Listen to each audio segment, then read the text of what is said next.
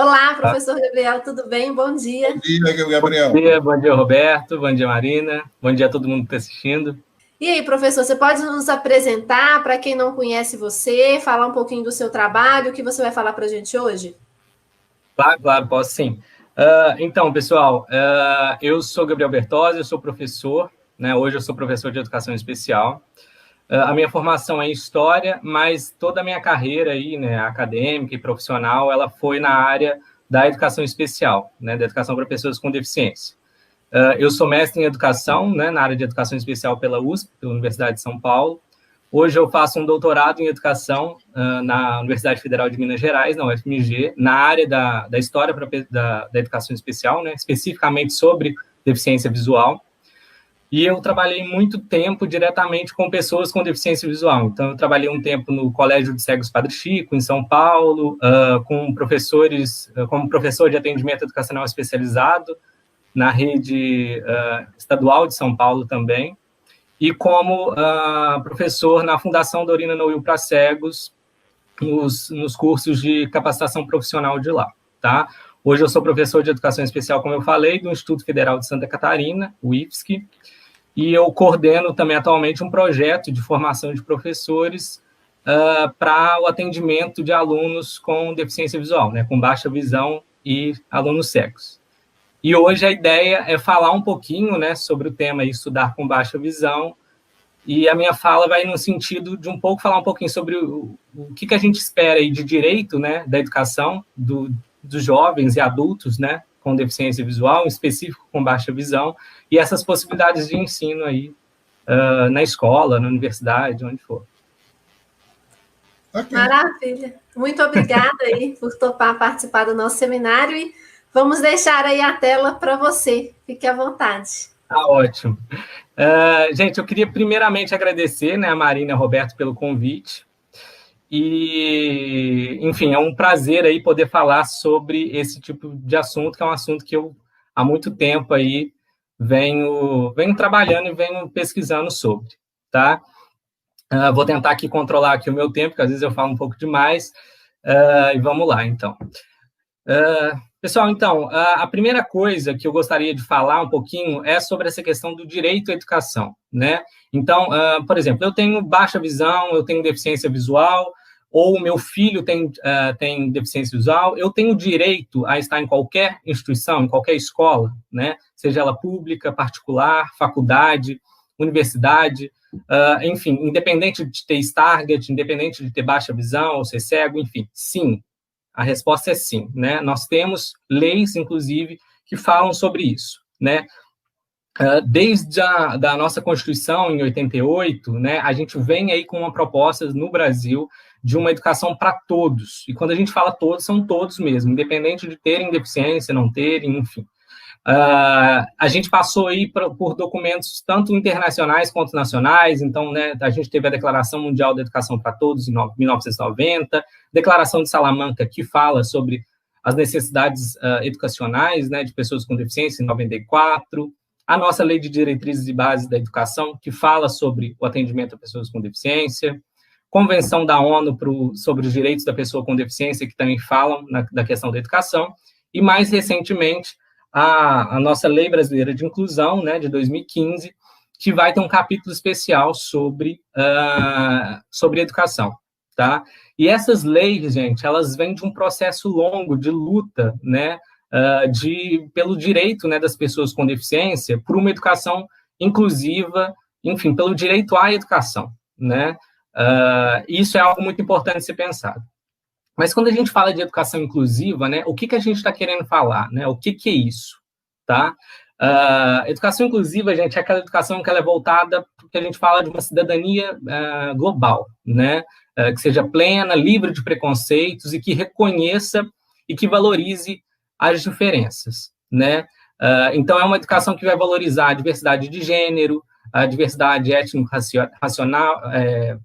racial, a diversidade geracional, né, religiosa, e também a diversidade dos corpos e das formas de aprender, né? E aí entra também todas as pessoas aí com deficiência de maneira geral, né?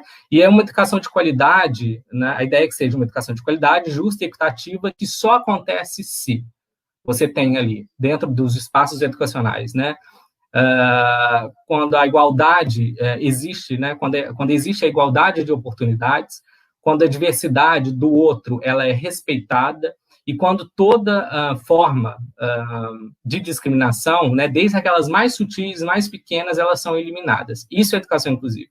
Então, a luta pelo direito à educação de qualidade de todas as pessoas dentro da escola comum. Tá?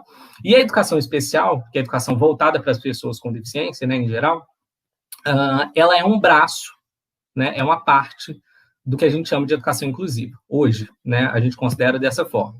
Tá? Então, a ideia dessa educação inclusiva é no sentido de minimizar ou acabar com as barreiras que a sociedade coloca, de alguma forma, ou a própria educação coloca, e dar acesso, né, que ela seja acessível. Por isso que a gente fala de acessibilidade. Tá? Então, antes, a gente costumava ter um modelo de exclusão ou de segregação, né?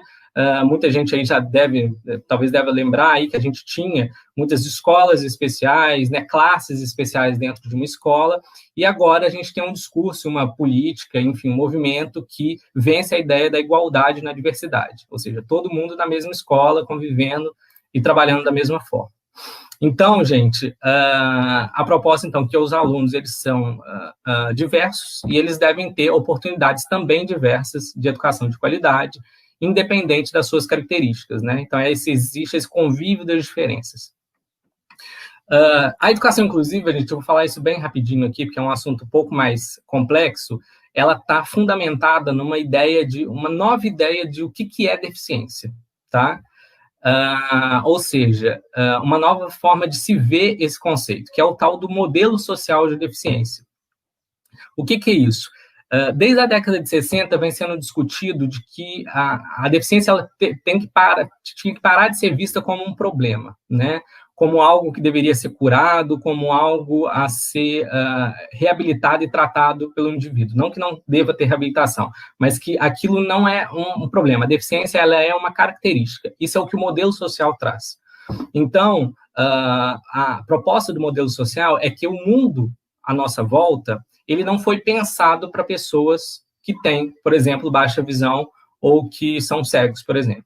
E a sociedade, ela foi, então, impondo, à medida que a gente foi construindo prédios, né, criando escolas, criando instituições, ela foi impondo barreiras para o acesso a esse indivíduo que tinha características um pouco diferentes dos demais, digamos assim, tá?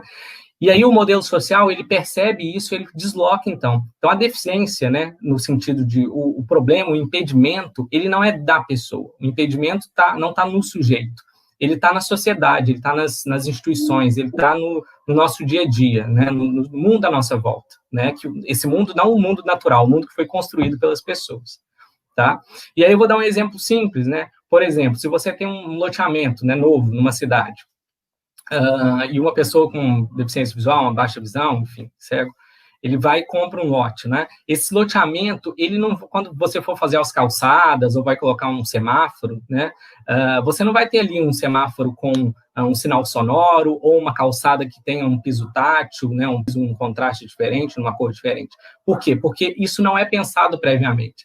Normalmente, o que acontece? Você tem, depois de muito tempo, depois de muitos anos, é que essas modificações, essas adaptações são feitas. Então, o modelo social pensa nisso. Se essas modificações, né, tivessem sido feitas logo no início, logo quando o loteamento é feito ali, né, aquele bairro novo que está sendo construído, você não teria problemas de acesso, né, de andar, enfim, de se locomover de uma forma mais autônoma. Enquanto que e como a sociedade não faz isso, né, o mundo não está feito dessa forma, ele vai criando, então, barreiras que impedem o indivíduo de ter plena independência, tá bom? Mas no que diz respeito à educação, né, o que isso significa hoje, né, em termos práticos, né, quando a gente fala de educação inclusiva, de acesso? Então, primeiro que a escola ela não pode, então, negar a matrícula de nenhum aluno com deficiência. Tá? Isso é importantíssimo a gente saber. Nenhuma escola, mesmo se a escola afirmar que não tem espaço adequado, ou professor sem capacitação, ou ela acaba sugerindo uma outra escola que o atendimento é melhor, ela não pode negar matrícula, independente de ser pública ou privada. tá? Ela nem pode também, gente, cobrar mais pela permanência desse aluno, que algumas escolas, infelizmente, elas ainda fazem isso. Então, elas fazem uma desculpa, não, né? O aluno com baixa visão, a gente vai ter mais gastos com ele, a gente vai precisar, às vezes, de um ledor, de um profissional ali do lado, e por isso a gente vai precisar cobrar um pouco a mais. Isso não é o direito à educação como qualquer outro. Então, a escola não pode fazer isso, é um exemplo, tá? Mas, infelizmente, essas práticas de exclusão e de impedimento, elas existem, tá? E, por conta disso, acaba existindo muita judicialização desse processo de inclusão nas escolas, tá? Que é um lado negativo, mas que a gente tem também um lado positivo na questão de que isso costuma dar muito resultado, né? E que o próprio Ministério Público é um grande parceiro das questões de inclusão. Mas, assim, o ponto positivo que eu acho que a gente tem que tocar é que cada vez mais, ao longo desses anos, né, estão sendo feitas aí, de fato, a gente tem ações inclusivas nas escolas, e as escolas estão cada vez mais aderindo a esse projeto de pensar a diversidade na instituição escolar, tá? Então, a gente tem uma noção de que a gente tem, aí, pelo menos, aí, cerca de uns 10 anos aí de práticas, né, inclusivas, que a gente percebe uma forte mudança de visão mesmo nas pessoas e nos profissionais da educação, e nos colegas e nos pais de alunos sobre esse assunto, o que é uma coisa muito positiva, tá? Tá, mas eu, que tenho uma deficiência visual, ou meu filho, que tem, por exemplo, Stargardt, ele está na escola, mas eu vejo que ele não é incluído, tá? O que a gente pode fazer em relação a isso? A primeira coisa é que não é só um direito, então, que a gente está estabelecendo aí ao acesso à escola, tá? Mas também um direito à educação de qualidade, que é garantido por lei, enfim, que é expressado pelos, não só os profissionais de educação, mas as pessoas desses movimentos, né? Ou seja, que a educação, ela seja, de fato, inclusiva, tá? Então, apesar das grandes mudanças, né, nos últimos anos, a gente percebe, né, como eu vim falando, que muitos alunos, eles continuam, às vezes, sem acesso pleno, né, de fato, à educação, né? Eles estão na escola, mas acabam tendo que vencer uma série de dificuldades impostas por conta própria, muitas vezes, né? Então, a gente percebe que, às vezes, falta muito recurso, falta de recurso didático, falta verba, falta espaço adequado, professores, às vezes, sem capacitação ou dizendo que não são capacitados, profissionais da educação especial, né, que são aqueles profissionais com conhecimento específico da área, né, muito distantes ou sem um trabalho colaborativo com os docentes da área, falta de empatia, discriminação, má vontade, falta de um plano educacional da escola para incluir, enfim, isso aparece de uma forma muito geral, infelizmente, tá? E uma série de outras dificuldades atreladas. E hoje a gente tem um problema à parte, né, que a gente está vivendo atualmente, né, nesse ano, que é a questão esses problemas que foram intensificados pela pandemia, né? Os desafios, por exemplo, da educação à distância para uma pessoa com baixa visão, né? A gente percebe que as desigualdades, elas estão sendo muito afloradas por conta do contexto da pandemia e desse tipo de educação, né? Os problemas, as dificuldades, a falta de acesso, né, à educação, algumas vezes está ficando cada vez mais evidente por conta da situação que a gente vive hoje. E aí, no caso dos estudantes com deficiência, com baixa visão, cegos, a situação é ainda mais alarmante, né? Então, a gente percebe que muitas vezes em casa, né, a criança que tem uma baixa visão, ela falta autonomia para o estudo em casa, muitas vezes, ou às vezes falta recursos de acesso em casa, ou mesmo recursos disponíveis online que sejam de fato acessíveis. Tá? Então, somado isso a outras situações, muitas vezes de pobreza, problemas de ordem emocional, de saúde, isso vão agravando, né, a situação. Mas ok, tá? Mas eu sei, então, a gente pode falar que há somente o direito ao acesso, né, considerando todas essas questões problemáticas que a gente tem hoje. E a permanência e o sucesso escolar, isso está garantido também? Isso está garantido. Uma coisa importante é que existe em todas essas leis o direito do que a gente chama de atendimento educacional especializado. Existe muita confusão sobre o que é o tal do AEE, né, que é o atendimento educacional especializado, porque às vezes a gente acha que é uma ação de um profissional só, que é uma coisa específica ou outra. Eu vou tentar esclarecer um pouquinho o que é isso, né? O que é esse direito a esse atendimento especializado, tá? O que é esse serviço, né? Porque ele é um serviço da escola. A gente diz que ele é um conjunto de atividades, de recursos de acessibilidade, de recursos pedagógicos que são organizados na escola de forma contínua e que ele tem 4 objetivos principais. Quais são eles? Primeiro, dar condição de acesso, participação e aprendizagem no ensino a esse aluno com deficiência. Segundo, garantir que serviços de apoio especializados sejam ofertados de acordo com a necessidade do aluno. Então, por exemplo, você garantir que um aluno com baixa visão, que está ali fazendo uma prova, que está tendo a vista está cansando ele de fazer uma prova longa, ele tem o direito, por exemplo, a ter um ledor ali ao lado, né? Isso é um serviço garantido pelo atendimento especializado. Terceiro, desenvolver recursos didáticos e pedagógicos para eliminar barreiras do aluno, né? Então, por exemplo, você ter atividades ampliadas ou em braille, isso são recursos didáticos, ou mesmo, por exemplo, uma maquete tátil, um mapa tátil, ou mapa em alto contraste, né? Que permita aí o acesso. 4, assegurar condições para continuidade de estudos. Então, por exemplo, você assegurar condições para que o aluno, se ele saia do fundamental, ele vá para o ensino médio, se ele quiser, ele pode seguir aí para a educação superior, enfim, ir para a universidade, tá? Então, ele é um atendimento, gente, que ele é de oferta obrigatória. Então, todo o sistema de ensino, ele tem que garantir esse atendimento, tá? E ele é obrigatório desde a educação infantil até a universidade. Então, mesmo se você está na faculdade, você está fazendo pós-graduação, você tem direito ao atendimento educacional especializado, tá? E ele é um direito, gente, não é só na rede pública, na rede privada também, beleza? E a proposta do AEE é complementar a educação da pessoa com deficiência para que ela possa ter igualdade de oportunidades no ensino. Então, vamos dar um pouco de exemplo. O que seria o atendimento especializado, né? Por exemplo, aquele atendimento no contraturno, que seu filho que tem uma deficiência visual, ele faz com o professor de AE ou com o professor de educação especial, faz parte do AE. O ensino do Braille, o ensino do Soroban, o uso de tecnologia assistiva, né? A orientação em mobilidade, atividade de vida diária, ações do guia intérprete para quem é surdo-cego, ou do ledor, né? Enfim, isso tudo faz parte desse serviço que é o atendimento especializado. Então, o foco do AE é trabalhar com autonomia do estudante, tanto dentro quanto fora da escola, tá? Mas o que eu tenho que fazer para ter direito a esse atendimento especializado? Primeira coisa, gente, vamos pensar que eu estou me matriculando numa escola, eu estou matriculando meu filho, que tem uma deficiência visual na escola, né, é informar a escola, né, a secretaria, a coordenação pedagógica ou a direção a respeito desse aluno que está entrando, tá? Que normalmente, o que é pedido? É pedido um laudo médico da deficiência, tá? Para ter acesso ao atendimento especializado. Isso é obrigatório, o laudo? Não é obrigatório. O Conselho Nacional de Educação, ele diz que você não precisa, você pode ter uma avaliação da própria escola multidisciplinar, mas, em geral, a prática é essa que é feita. É pedido um laudo médico com a questão da deficiência, e muitas vezes aí vai vir, né, a questão da acuidade visual e etc, tá?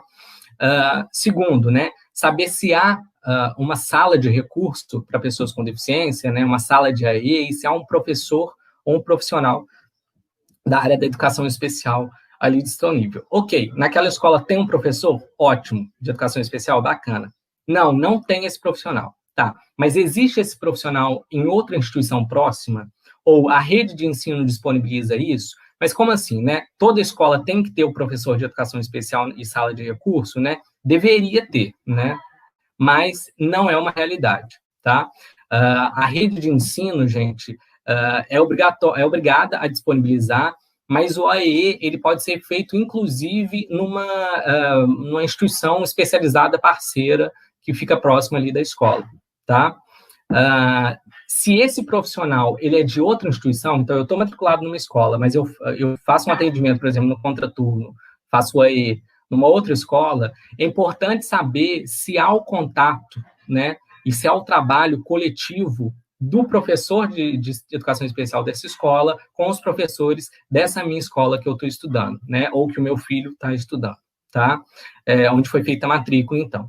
Tá? Ou mesmo isso acontece na faculdade e na universidade. É preciso saber se esses profissionais eles conversam, porque isso vai fazer muita diferença no percurso escolar desse aluno, tá?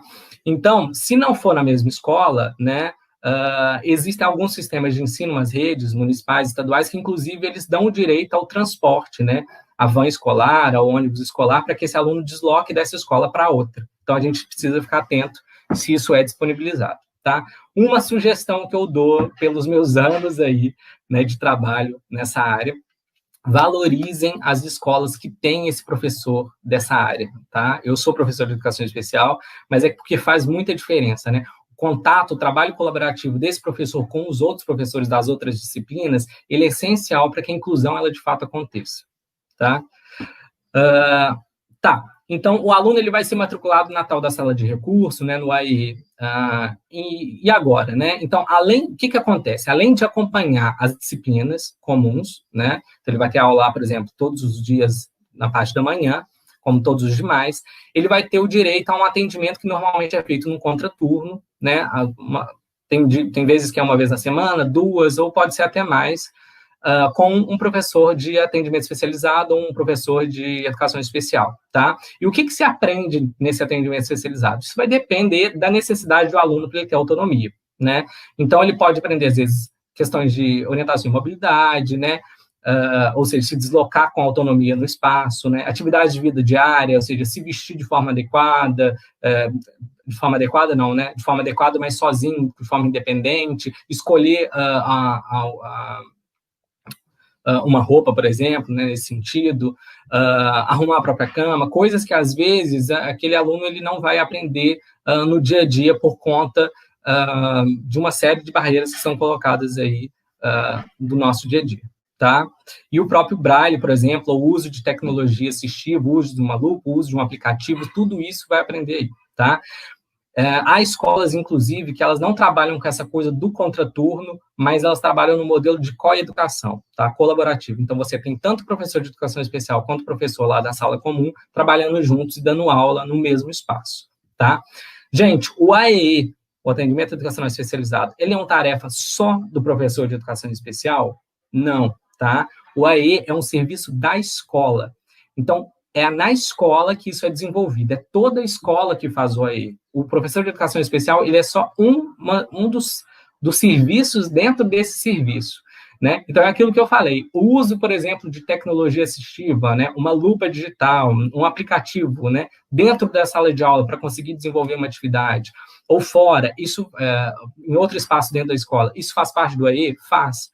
O trabalho de um ledor ali do lado, lendo uma prova, uma avaliação, junto com o aluno, é um serviço do AE? Então, ele é muito mais amplo, e a ideia é que a escola ela tem que não só garantir, mas ela tem que contar aquilo como para si, né? Aquilo é um serviço que ela precisa desenvolver ali com qualidade, tá? Tá, mas qual que é o papel aí do aluno com deficiência e da família nisso tudo, né? O que a gente pode fazer nesse sentido? A primeira coisa, gente, é pensar que a participação da família na escola, ela é essencial, né?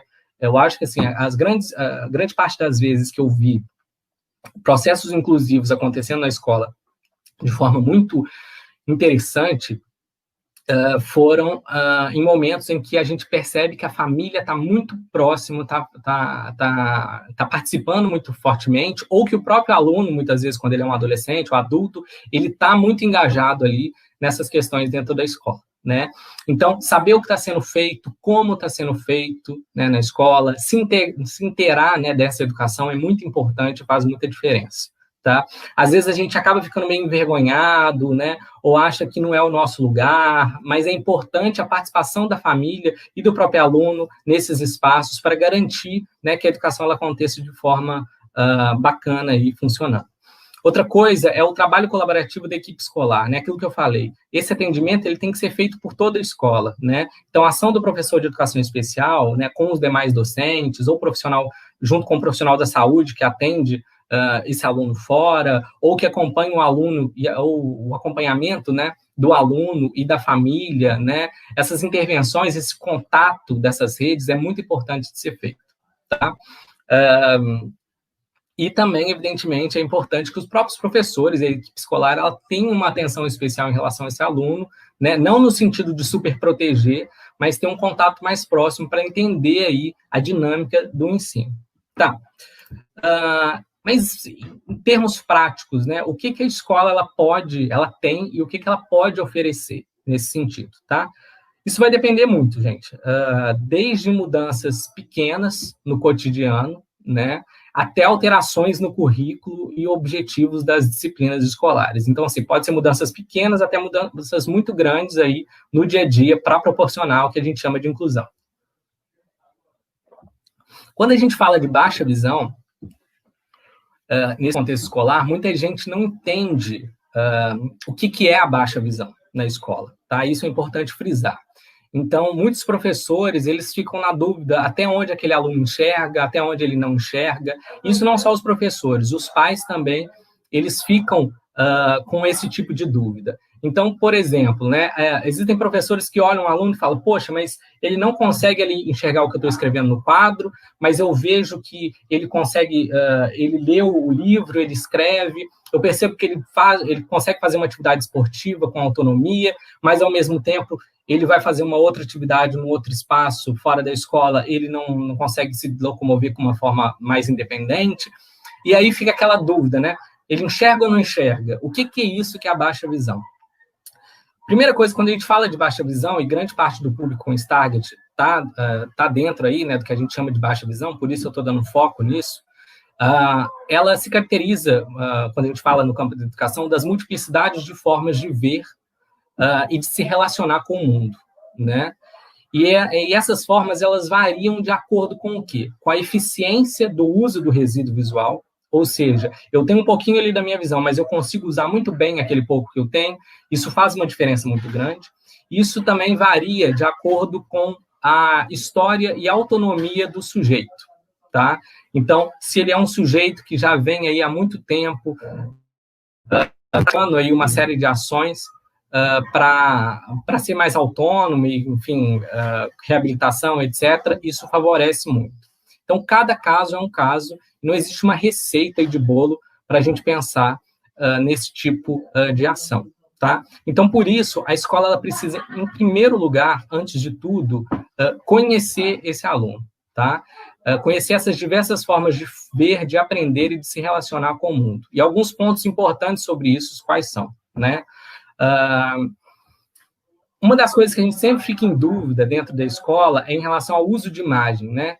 Usar imagem, gráfico, mapa, vídeo, pode, não pode? Como é que eu faço se eu tenho um aluno com baixa visão? Como é que eu faço se meu aluno está dentro da escola e está desenvolvendo atividades?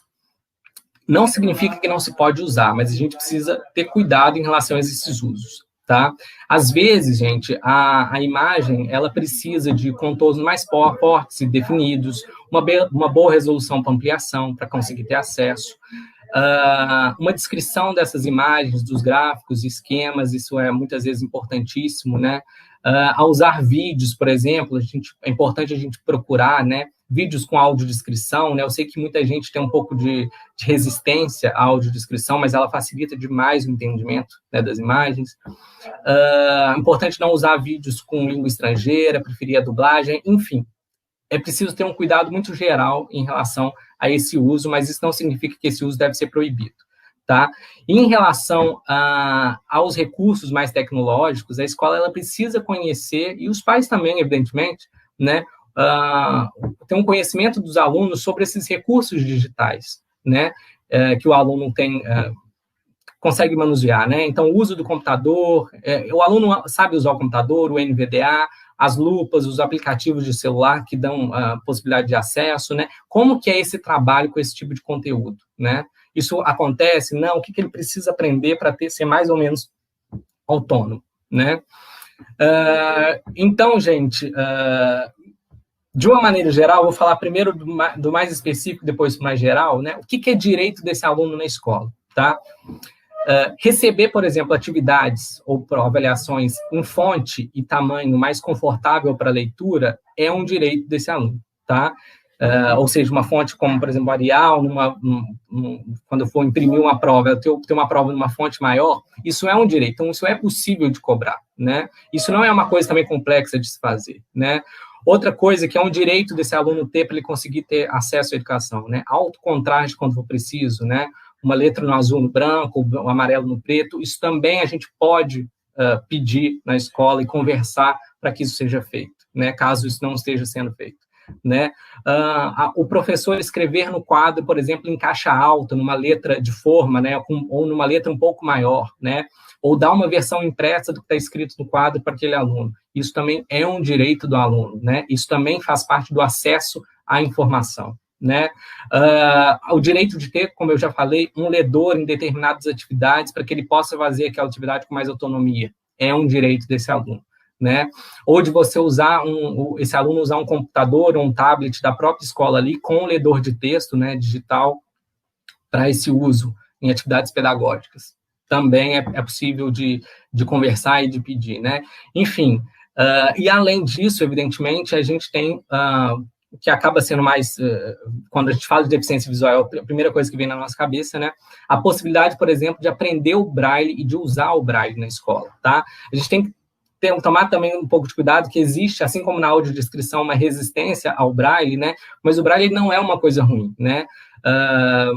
Muitos pais e professores e alunos com deficiências ficam receosos com esse tipo de uso, né? Mas a gente tem que entender que ele é uma possibilidade a mais para aprender. E muitas vezes, o aluno ele está usando uma fonte que ela é tão grande, às vezes uma fonte 30, Arial 30 numa folha 4. E você tem que gastar tantas folhas e fica tão difícil para ele ler que às vezes é melhor partir para uma outra coisa, né? Partir para um ledor digital, um NVDA, um texto digital, ou partir para o Braille para ele conseguir escrever e ler de uma forma mais autônoma, né? Tá, gente? Eu estou sempre pensando na questão da independência desse aluno para ele ter sucesso escolar, por isso que eu falo muito de autonomia aqui, beleza? Enfim, além disso, tem coisas mais gerais também que a gente tem que pensar quando a gente fala em estudar com baixa visão nas escolas, tá? Mais tempo para realização de atividades e avaliações, né? Ter prazos maiores para entrega ou para realizar, né? Receber e entregar tarefas, gente, em formatos diversos, em áudio, enfim, ter avaliações diversificadas considerando a deficiência, né?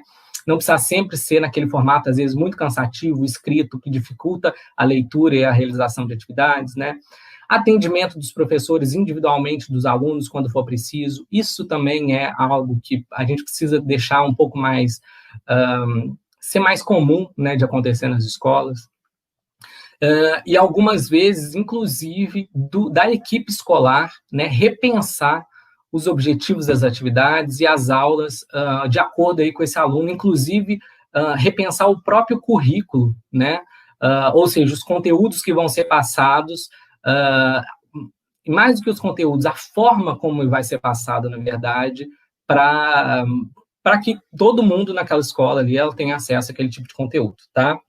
Sempre importante, quando a gente está falando de escola, tanto a escola quanto os pais, gente, valorizar os pequenos avanços desse aluno que tem baixa visão ou que tem, enfim, uma deficiência visual de uma forma geral, né? Cada pequeno esforço ele é fruto de valorização, né? Às vezes é muito mais difícil do que a gente imagina. Às vezes ele está fazendo uma coisa que você acha que aquele aluno está fazendo uma coisa pequena, ele tem uma deficiência visual e tal, mas para ele está sendo um esforço grande, é preciso valorizar, porque são formas diferentes de se perceber, de se relacionar com a escola, com o ambiente, com o mundo à nossa volta, né? São formas de percepção diferentes, tá? E agora, gente, caminhando para o fim, né, da nossa fala, eu vou falar sobre dois temas que são muito importantes quando a gente fala sobre estudar com baixa visão, ou melhor, né, trabalhar com deficiência, mas específico com deficiência visual. A primeira é quando a gente fala de uma abordagem multissensorial de ensino, tá? Que é algo que a gente precisa lutar mais para que vire realidade, é muito pouco ouvido falar sobre isso. O que é uma abordagem multissensorial de ensino?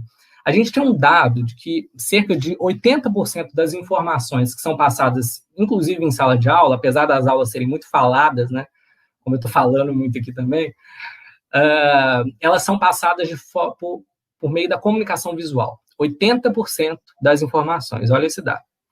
E quando a gente tem um aluno com deficiência visual na sala, né, em geral, a gente precisa acabar repensando as formas de passar essa informação. Porque a forma puramente visual, ela não vai ser 100% eficaz, tá? Então, uma abordagem multissensorial, ela parte do pressuposto de que os demais sentidos, como, por exemplo, a audição, o tato e até mesmo o olfato e o paladar, eles também são canais de comunicação e eles também são canais importantes de serem trabalhados para o aprendizado. Ou seja, o uso desses sentidos e do corpo como um todo para aprender é algo essencial de ser feito na escola, que é muito pouco feito. Então, a gente foca muito no visual, no aprender por meio de imagens e atividades, escrita e ver, e etc. E a gente esquece que o nosso corpo é muito mais amplo do que isso e que é possível, então, ter um aprendizado de forma diferente. O segundo conceito que eu queria trabalhar, falar um pouquinho bem rapidinho, é sobre o tal do desenho universal de aprendizagem, para aprendizagem, né? Que diferente de você adaptar alguma coisa que já foi feita e construída, que já está pronto, né, e só mudar ela, é aquele professor, gente, e aí eu falo do professor, né, porque eu estou enquanto professor aqui, mas é importante a gente, enquanto aluno, né, ver se isso está sendo feito nas escolas. É aquele professor que ele precisa conhecer muito bem a sala de aula dele, toda essa diversidade, e ele vai, então, ele cria atividades, situações, planejamentos de aula, onde essas atividades elas possam ser feitas, assistidas ou ter a participação de qualquer estudante daquele professor, independente das suas características. Isso aí, gente, eu estou falando do professor, mas não é tarefa do professor, é tarefa da escola, né? Ou seja, são propostas educacionais que sirvam para todos, sem precisar de uma adaptação. Tá? Isso é a ideia do desenho universal que a gente tenta comprar e que vem da arquitetura e a gente tenta comprar para a educação também. Né? Então, é preciso sempre lembrar da existência desses alunos com deficiência, né? Da diversidade, enfim, de uma sala de aula múltipla antes de desenvolver as atividades. Isso é muito interessante, é muito bom a gente ter em mente que isso existe. Tá? É um exercício, né, de pensar sobre. Enfim, Peris, eu já estou terminando aqui, eu só vou falar uma última coisa antes de terminar. A Marina Roberta deve estar ansiosa. Pode ficar à vontade. Que é sobre uma mudança muito complexa que aconteceu recentemente, no dia 30 de novembro, especificamente, foi o Decreto 10.502, que foi a nova política de educação especial, que é a política equitativa, inclusiva e com aprendizado ao longo da vida, que tem gerado muita polêmica na área da educação. E eu acho que se eu vou falar sobre aprender com baixa visão aqui, eu precisava pelo menos falar sobre um pouquinho sobre essa nova política, porque é algo que vai interferir, é possível que interfira de forma bem séria na vida aí das pessoas que têm baixa visão, tá? Ela está sendo muito polêmica porque muitos especialistas da área e muitas pessoas com deficiência estão vendo ela como um retrocesso ao processo inclusivo que a gente está construindo desde aí da década de 80 e 90, principalmente aqui no Brasil. Tá? Por que isso? Porque essa política, gente, ela abre uma brecha para o surgimento do que a gente chamaria de guetos, né? De escolas e classes especiais, ou seja, uma escola só para quem tem deficiência visual, uma sala de aula dentro de uma escola comum que só para quem tem a deficiência visual, né? Isso era um modelo que já era comum na década de 70, 80, que não deram bons resultados, segundo as pesquisas que a gente tem aí, e eram modelos que segregavam, né? Que criam espaços de exclusão, criam guetos, e que está tendo uma luta muito grande de movimentos de pessoas com deficiência hoje para que essa política caia ou que ela não seja desenvolvida da forma como parece que ela foi pensada. Tá? Então, é importante muita gente conhecer essa política, isso que está sendo trazido de novo. Tá? É importante uma luta aí pela continuidade e os avanços que a educação inclusiva tem trazido. Claro, gente, com muitos tropeços, mas que eu acho que particularmente falando como especialista da área, é o que a gente tem de melhor quando a gente fala sobre educação para qualquer pessoa, não só para pessoas com baixa visão, com deficiência visual. E eu acho que é isso. Eu queria, mais uma vez, agradecer a oportunidade de falar com vocês nesse grupo. Eu achei o evento incrível, a possibilidade, e agradecer ao Roberto e à Marina pelo convite e a todo o grupo aí, Stargate. Tá joia, Gabriel. Nós aqui agradecemos a sua contribuição e muito obrigado. Muito bom, né, Marina? Olha, eu achei, assim, sensacional as falas do professor Gabriel, fiquei super orgulhosa de te conhecer, achei maravilhoso. Você colocou alguns pontos muito interessantes, né, e perguntas assim que surgem sobre a questão de não poder cobrar, de ter os direitos, e também no final, agora mais para o final, você falou a questão de valorizar o esforço, de entender que às vezes é muito esforço, sim, para nós que temos baixa visão, fazermos alguma coisa. Professor Gabriel, muito obrigada